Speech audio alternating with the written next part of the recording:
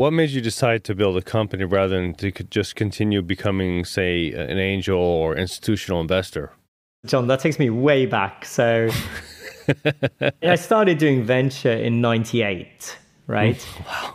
Doing venture in 98 out of London was early.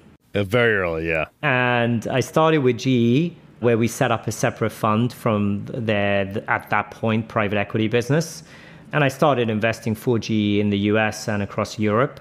And then I joined this entrepreneur in his family office. And at that point, I was spending, my rotation was a week a month in the Valley, a week a month in Europe, and a week a month in India. And I was investing across those geographies. Immense fun. But what I saw was like the very best venture investors had built businesses. These guys were entrepreneurs. These guys were people who had sort of been there and done it. And very early on, one of the triggers for actually saying I wanted to start our first business, Copal, was actually to say, you know what, I want to prove myself as an entrepreneur, which will make myself a better investor.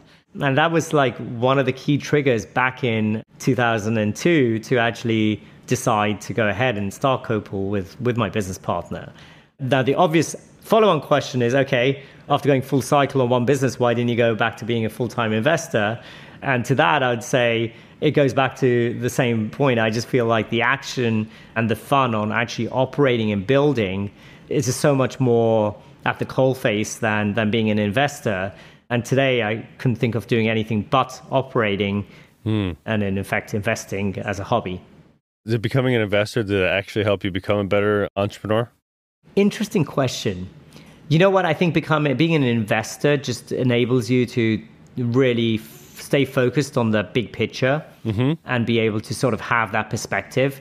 But look, hey, John, exactly like you said earlier, as an entrepreneur, you need to be able to have both. You need to be able to go all the way into the detail, down to minutiae, and then come all the way back and maintain that big picture. So I do think sort of being an investor, provided me with a very valuable skill set.